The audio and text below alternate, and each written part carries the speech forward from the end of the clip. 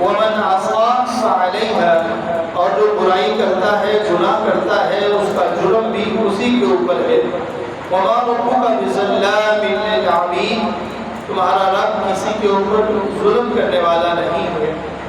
الیہ یرد علم الساعۃ، اسی کی طرف ہے قیامت کا علم۔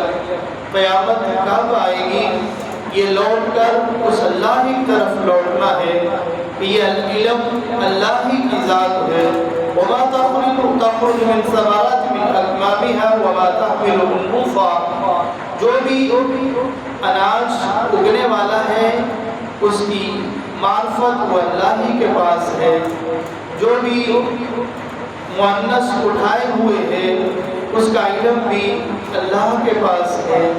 جو کچھ جگنے والی ہے اس کے پاس علم بھی اللہ ہی کے پاس ہے۔ کسی کا بھی سوال آپ کریں گے تو قیامت کے حوالے سے آخر یہی ہے کہ علم اللہ کے پاس ہے۔ بلکہ صحیح بخاری کی روایت جس کو حدیث جبریل کہا جاتا ہے، حضرت جبریل علیہ السلام انسانی شکل میں اللہ کے نبی صلی اللہ علیہ وسلم کے پاس حاضر ہوتے ہیں اور آ کر کے سوال کرتے ہیں۔ حضرت عمر رضی اللہ تعالیٰ عنہ فرماتے ہیں میں نے دیکھا کہ ایک شخص آیا ہے اور آ کر کے اس طرح دو زانوں ہو کر کے آقا علیہ السلام کے گھٹنے کے ساتھ گھٹنا ملا کر بیٹھ گیا ہے اور آ کر کے سوال پوچھتا ہے۔ اللہ کے نبی صلی اللہ علیہ وسلم جواب دیتے ہیں تو پھر اس کی تصدیق بھی کرتا ہے، سوال بھی پوچھتا ہے اور تصدیق بھی کرتا ہے۔ تو میں دیکھتا ہوں، ہم نے دیکھا تو ہمیں اندازہ ہوا کہ یہ کوئی یہاں کا رہنے والا نہیں ہے، اجنبی لگتا ہے۔ جب اس کی شکل کو دیکھتے ہیں تو اتنے سیاہ بال تھے اور اتنا سفید لباس تھا، وہ مسافر لگتا ہی نہیں تھا، لیکن وہ ادھر کا بھی نہیں تھا۔ ہم اسی سوچ میں تھے، اس نے سوال کیے۔ ان سوالوں میں سے ایک سوال یہ بھی تھا کہ اے نبی صلی اللہ علیہ وسلم آپ بتائیے قیامت کب آئے گی؟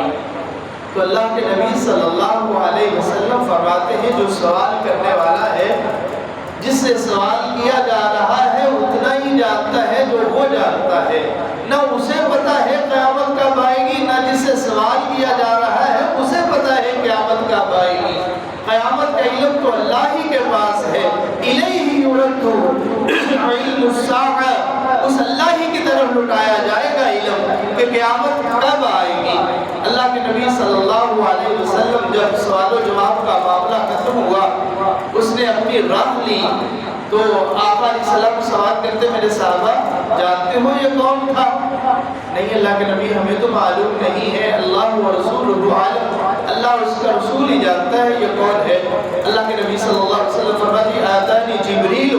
جبریل آئے تھے تمہیں دین سکھانے کے لیے آئے تھے، یہ جبریل تھا جو آیا تھا۔ اللہ کے نبی صلی اللہ علیہ وسلم نے اس کے جواب میں بھی کہا تھا قیامت کا حقیقی علم اللہ کے پاس ہے، ہاں اس کی نشانیاں جو تھی وہ بتا دی کہ یہ قیامت کی نشانیاں ہیں۔ خالق کائنات رب ارض و سما فرماتے ہیں لا يمس الانسان من دعاء الخير وان مسه الشر فيئوس القنوط۔ لا يمس الانسان من دعاء الخير، انسان کو کوئی بھی مایوسی آتی ہے اس کو اپنی دعا سے مایوس نہیں ہونی چاہیے۔ وَإِن مَسَّهُ الشَّرُّ فَيَئُوسٌ الْقُنُوطُ، حالانکہ جب اس کو کوئی تکلیف آتی ہے یہ مایوس ہو جاتا ہے، پھر یہ اللہ سے نا امید بھی ہو جاتا ہے۔ وَلَئِنْ أَذَقْنَاهُ رَحْمَةً مِنَّا مِن بَعْدِ ضَرَّاءٍ مَسَّتْهُ لَيَقُولَنَّ، اس کی حالت یہ ہے کہ جب ہم اس کو رحمت دیتے ہیں اور اس کے بعد کہ جو اس کو تکلیف پہنچتی ہے مَسَّتْهُ لَيَقُولَنَّ هَذَا لِي، پھر یہ کہتا ہے یہ ساری نعمتیں یہ تو میرا فن ہے، یہ میرا علم ہے، یہ میری طاقت ہے، مجھے اللہ نے میرے پاس اتنی سمجھ ہے کہ یہ تو میرے ہاتھ کا جادو ہے۔ وما ظن الساعة قائمة ولئن رجعت إلى ربي إن لي عنده للحسنى فلننبئن الذين كفروا بما عملوا ولنذيقنهم من عذاب غليظ وإذا أنعمنا على الإنسان أعرض ونأى بجانبه، اور جب انسان کو ہم نعمت دیتے ہیں أعرض، وہ اعراض کر لیتا ہے، ونأى بجانبه، اور ہم سے پہلو ہی پلٹ لیتا ہے۔ وَإِذَا مَسَّهُ الشَّرُّ، جب اس کو کوئی تکلیف پہنچتی ہے فَذُو دُعَاءٍ عَرِيضٍ، پھر بڑی لمبی دعائیں کرتا ہے۔ جب اس کو تکلیف آتی ہے نا پھر بڑے اللہ فرماتے ہیں فضو دعائیں عریض، بڑی لمبی لمبی دعائیں ہوتی ہیں، اس کی نمازیں بھی لمبی ہو جاتی ہیں، اس کے سجدے بھی لمبے ہو جاتے ہیں، اس کی آنکھوں میں پانی بھی آ جاتا ہے۔ پھر یہ ہوتا ہے کہ جب اس کو کوئی تکلیف پہنچتی ہے، غم پہنچتا ہے، ایک عادت سی بنی ہے خدایا جب مصیبت ٹوٹتی ہے تمہیں یاد کر لیتا ہوں، جب کوئی غم آتا ہے تو پھر کہتے ہیں یار نماز ہی پڑھ لیے، چل کو پریشانیاں دل بڑے تنگ آئے ہیں اور کوئی صدقہ خیرات ہی کر لیے۔ تو اللہ فرماتے ہیں جب اس کو کوئی مصیبت آتی ہے نا پھر وضو دعائیں نریز، پھر لمبی دعائیں کرتا ہے، پھر اللہ کے سامنے گر گڑاتا ہے۔ اللہ اکبر، خالق کائنات تقال السماوات یتفطرن من فوقهن والملائکۃ یسبحون بحمد ربهم ویستغفرون لمن فی الارض الا ان اللہ هو الغفور الرحیم۔ اللہ اکبر، اللہ رب العزت نے یہاں ان لوگوں کا تذکرہ کیا ہے جو اللہ کی حمد بیان کرتے ہیں، اللہ کی تسبیح بیان کرتے ہیں، استغفار کرتے ہیں، اللہ سے توبہ کرتے ہیں۔ یہ وہ لوگ ہیں اللہ فرماتے ہیں قریب ہے کہ آسمان پھٹ جائیں، یتقال السماوات یتفطرن من فوقهن والملائکۃ یسبحون بحمد ربهم ویستغفرون لمن فی الارض۔ وہ اللہ کے مقرب ترین فرشتے بھی استغفار کرتے ہیں اور وہ ان لوگوں کے لیے استغفار کرتے ہیں جو زمین میں استغفار کرتے ہیں، جو وہ لویا کہ اللہ کی زمین پہ رہ کر کے اللہ کا ذکر کرتے ہیں۔ یہ وہ خوش نصیب لوگ ہوتے ہیں جن کے لیے اللہ کے مقرب فرشتے بھی دعائیں کرتے ہیں، استغفار کرتے ہیں۔ اللہ اکبر، خالق کائنات رب ارض و سما فرماتے ہیں من کان یرید حرث الاخرہ نزد له فی حرثہ، جو انسان آخرت کی کھیتی کا طلبگار ہوگا نزید لہو فی حرثہ، ہم اس کی چاہت کو، اس کی کھیتی کو اور زیادہ کر دیتے ہیں۔ ومن کان یرید حرث الدنیا، اور جو انسان صرف دنیا کی خواہش رکھتا ہے، دنیا کا طلب کرتا ہے، طلبگار ہے، چاہت رکھتا ہے، اللہ فرماتے ہیں نؤتیہ منہا، ہم جتنی ہم چاہیں گے اس کو دنیا عطا کر دیں گے۔ یہ وہ ہے صرف دنیا ہی کا طلبگار ہے، تو نؤتیہ منہا، دنیا جتنی مرضی اس کی ہرس بڑھ جائے ملے گا اس کو وہی جو ہم چاہیں گے، نؤتیہ منہا، ہم اس کو عطا کر دیں گے۔ وما لہ فی الآخرۃ من نصیب، لیکن یہ بد نصیب ہے جو دنیا کے پیچھے لگا ہوا ہے، ملنی اتنی ہے جتنی ہم دیں گے، لیکن وما لہ فی الآخرۃ من نصیب، اس کے لیے آخرت میں کوئی حصہ نہیں۔ جس کی خواہش صرف دنیا ہی دنیا ہے، اور دنیا کے مقابلہ میں حضرت مستورد بن شداد رضی اللہ تعالیٰ عنہ بیان فرماتے ہیں کہ اللہ کے نبی صلی اللہ علیہ وسلم نے مثال بیان کر کے یہ فرمایا، اور آقا صحیح مسلم کی یہ روایت ہے، آقا علیہ السلام فرماتے ہیں کہ دنیا کی مثال تو اس طرح ہے کہ جیسے انسان اپنی انگلی کو پانی میں داخل کرے اور سمندر کے اندر اس کو داخل کر کے فَلْيَنْظُرْ بِمَا يَرْجِعُ، پھر انگلی کو باہر نکالے اور دیکھیں کہ اس کو انگلی کے ساتھ کیا لگا ہے۔ ایک پانی کا قطرہ آتا ہے، جب ہم مشاہدہ کرتے ہیں انگلی کو پانی کے اندر داخل کریں اور اس کو باہر نکالیں تو پانی کا ایک قطرہ لے کے آتی ہے۔ اللہ کے نبی صلی اللہ علیہ وسلم نے فرمایا یہ ہے دنیا، اور یہ آخرت کے مقابلے میں وَالدُّنْيَا فِي الْآخِرَةِ إِلَّا بِشْرٌ يَجْعَلُ أَحَدُكُمْ أَصْبَعَهُ فِي الْيَمِّ فَلْيَنْظُرْ بِمَا يَرْجِعُ، فرمایا کہ دنیا اور آخرت کا مقابلہ تم چاہتے ہو تو یہ سمندر ساری کی ساری آخرت ہے جس کا کوئی کنارہ نہیں ہے، اور دنیا کی حقیقت یہ ہے جو تمہاری انگلی کے ساتھ پانی کا ایک قطرہ لگا۔ اور حضرت سہل بن سعد رضی اللہ تعالیٰ فرماتے ہیں لو كانت الدنيا تعدل عند الله جناح ما بعوضة ما سقى قافلة شربة من ماء، کہ اگر اللہ کے نزدیک دنیا کی حقیقت ایک مچھر کے پر کے برابر بھی ہوتی تو اللہ تعالیٰ کسی کافر کو پانی کا ایک بھی گھونٹ عطا نہ کرتے۔ یہ دنیا کی حقیقت ہے جس کے پیچھے ہم مارے پھرتے ہیں۔ اللہ رب العزت فرماتے ہیں جو انسان آخرت کو چاہنے والا ہے نا، آخرت کی خواہش رکھنے والا، ہم اس کی اور خواہش کو اور زیادہ کر دیں گے۔ مطلب کیا ہے کہ اس کی نیکیوں کو ہم اور زیادہ بڑھا دیتے ہیں۔ وہ ایک نیکی اس کے اخلاص کے اندر اور برکت آتی ہے، خلوص اور بڑھتا ہے، ہم اس کی نیکیوں کو 100 گنا بڑھا دیتے ہیں، اس کی اخلاص کے اندر اور اضافہ ہوتا ہے، ہم اس کی ایک نیکی کو 700 گنا بڑھا دیتے ہیں، پھر ہم اس کی ہرس، اس کی خواہش کو اور زیادہ بڑھا دیتے ہیں، وہ نیکیوں میں آگے بڑھتا جا رہا ہے۔ آگے خالق کائنات رب ارض و سما نے والذین اذا اصابهم البغی یتصلون وجزاء سیئۃ سیئۃ مثلها۔ اللہ اکبر۔ یہ غزوہ بدر کے حوالے سے یہاں تذکرہ ہوا ہے، جو وہ معاملہ صحاب کے اندر آیا تھا۔ غزوہ بدر کے قیدی آئے تھے تو اللہ کے نبی صلی اللہ علیہ وسلم نے صحابہ سے مشورہ کیا تھا،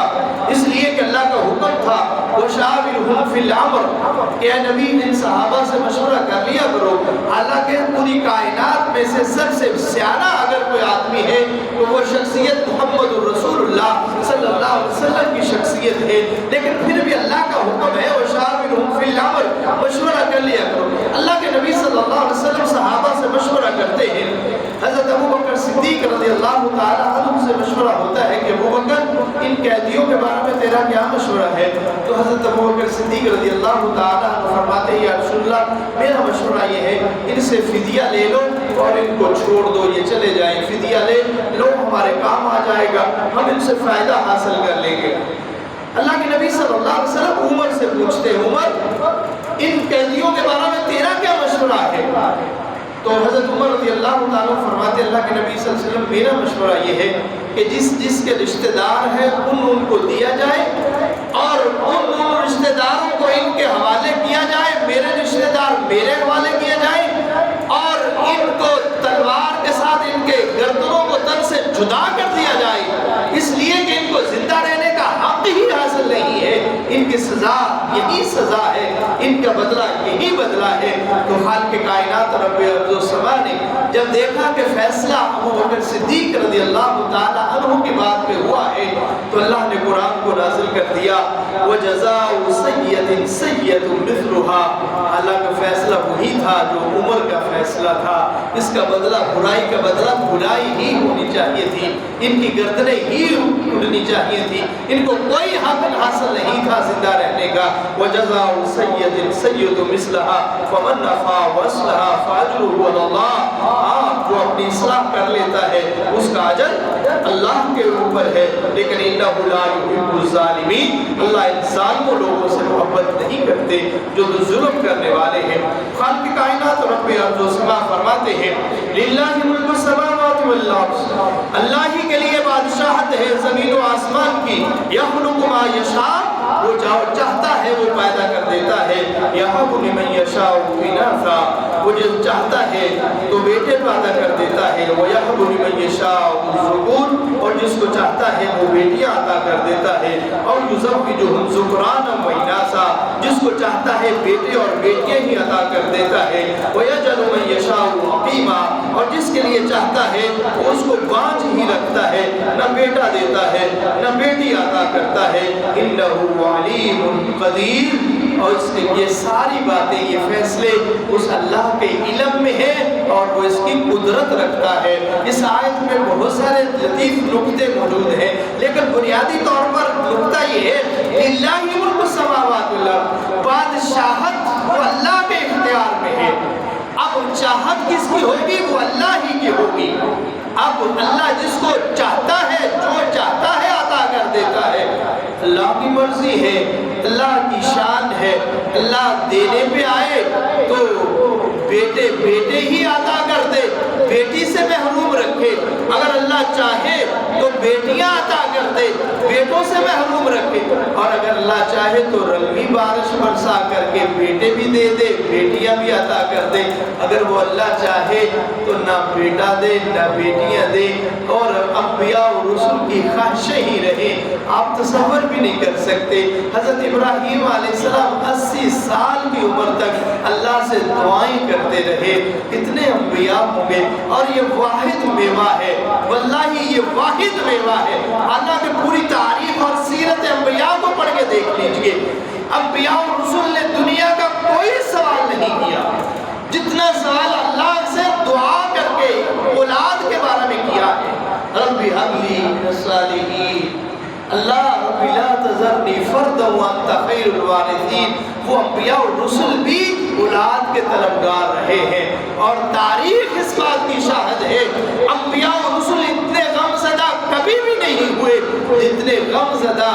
انبیاء اور رسل اولاد کے چھن جانے سے ہوئے ہیں۔ اللہ کے نبی صلی اللہ علیہ وسلم ہے لخت جگر ہے، ہاتھوں میں اٹھائے ہوئے ہیں، اپنے ہی ہاتھوں میں اپنے ہی لخت جگر اللہ نے معصوم سی کلی کو دیا ہے، اور اس کلی کو ابھی کھلنے بھی نہیں دیا، ابھی تو یہ پھول کھلا بھی نہیں تھا، اللہ کا فیصلہ تھا، اللہ نے دے کر کے واپس بلا لیا۔ حضرت عبد الرحمن بن عوف رضی اللہ تعالیٰ عنہ بیان فرماتے ہیں میں نے دیکھا آقا علیہ السلام کی آنکھوں سے آنسو جاری ہے، میں نے کہا یا رسول اللہ آقا علیہ السلام آپ بھی رو رہے ہیں، آپ تو ہمیں روکنے والے، آپ تو سمجھانے والے، آپ تو ہمیں دلاسا دینے والے ہیں۔ اللہ کے نبی صلی اللہ علیہ وسلم فرماتے ہیں ہاں ابن عوف یہ معاملہ ہی ایسا ہے،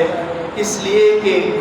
دل غم زدہ ہے، آنکھوں میں آنسو ہے، لیکن یہ ابراہیم کی جدائی ہے، جدائی کا غم تو غم ہی ہوتا ہے، اور میری زبان پہ لفظ وہی آئیں گے جو اللہ کو منظور ہوگا، یہ اللہ کا مال ہے، اللہ جس کو چاہتا ہے وہ عطا کر دیتا ہے۔ اللہ نے آخر میں ایک بڑی خوبصورت بات کی ہے انہو علیم قدیر،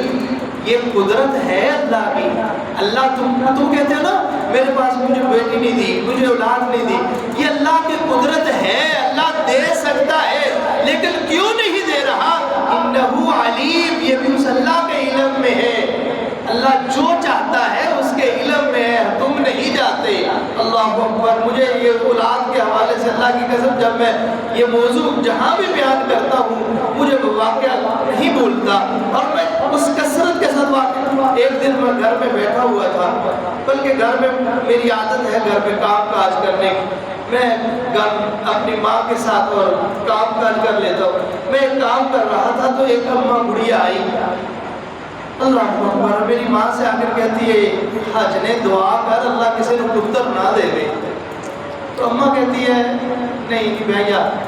یہ میں دعا نہیں کرے، نہ حج نے اللہ کو لوگ دعا کرے اللہ کسی نے پتر نہ دے دے۔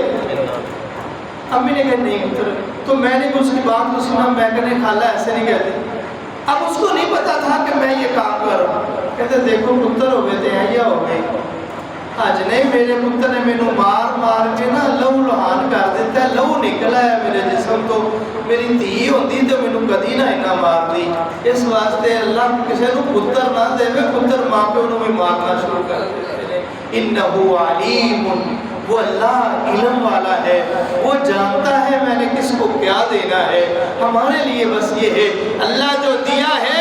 اس پہ ہم راضی ہیں، اللہ اس کی حفاظت فرما، جو دیا ہے اس کی حفاظت فرما، انہو علیم حکیم۔ اللہ فرماتا ہے وما اصابکم من مصیبت فبما کسبت ایدیکم ویعفو عن کثیر، لوگوں جو تمہیں مصیبت پہنچتی ہے یہ تمہارے ہاتھوں ہی کی کمائی ہے، ویعفو عن کثیر، حالانکہ بہت سارے گناہ ایسے ہیں ہم ویسے ہی ان کو معاف کر دیتے ہیں، وہ بغیر معافی مانگنے سے ہم ان کو معاف کر دیتے ہیں۔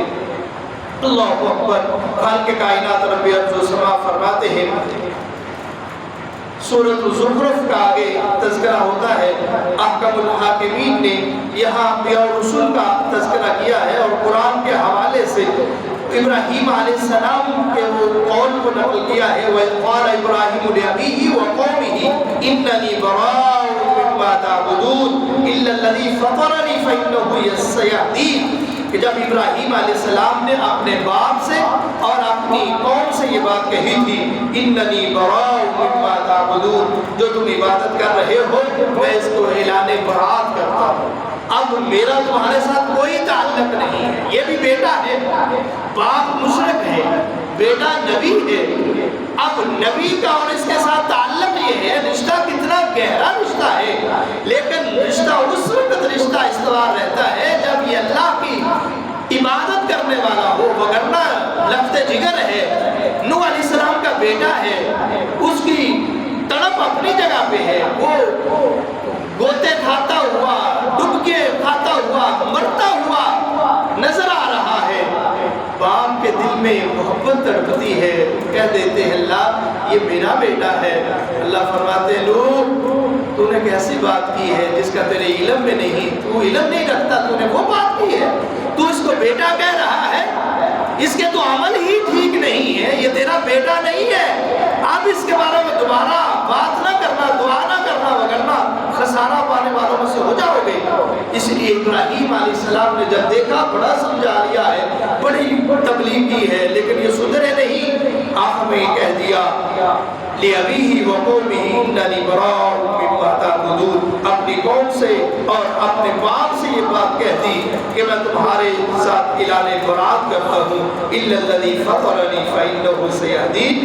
قریب وہ اللہ مجھے میری رہنمائی کرے گا کہ مجھے سیدھے راستے کی طرف میری رہنمائی کرے گا۔ خالق کائنات رب ارض و سما فرماتے ہیں وَمَن يَعْشُ عَن ذِكْرِ الرَّحْمَنِ نُقَيِّضْ لَهُ شَيْطَانًا فَهُوَ لَهُ قَرِينٌ۔ اللهم لا تجعلنا، جو انسان اللہ کے ذکر سے اعراض کر لیتا ہے، وَمَن يَعْشُ عَن ذِكْرِ الرَّحْمَنِ، جو اللہ کے ذکر سے منہ موڑ لیتا ہے، اللہ اکبر، اللہ اس کے لیے کتنی سزا اور کس قدر اس کے لیے عذاب مسلط کر دیتے ہیں۔ اللہ فرماتے ہیں نُقَيِّضْ لَهُ شَيْطَانًا، ہم اس کے اوپر شیطان کو مسلط کر دیتے ہیں، جو اللہ کے ذکر سے اپنے آپ کو منہ موڑ لیتا ہے، اعراض کر لیتا ہے،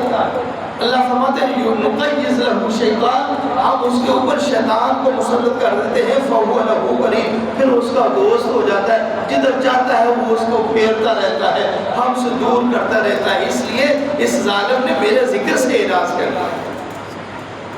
ساری نعمتیں کھاتا ہے پھر میرے ذکر سے اعراض کرتا ہے۔ اللہ فرماتے ہیں پھر اس کی ہم سزا یہ دیتے ہیں نُقَيِّضْ لَهُ شَيْطَانًا فَهُوَ لَهُ قَرِينٌ۔ خالق کائنات اس بارے کا اختتام ہو رہا ہے۔ اللہ اکبر، احکم الحاکمین فرماتے ہیں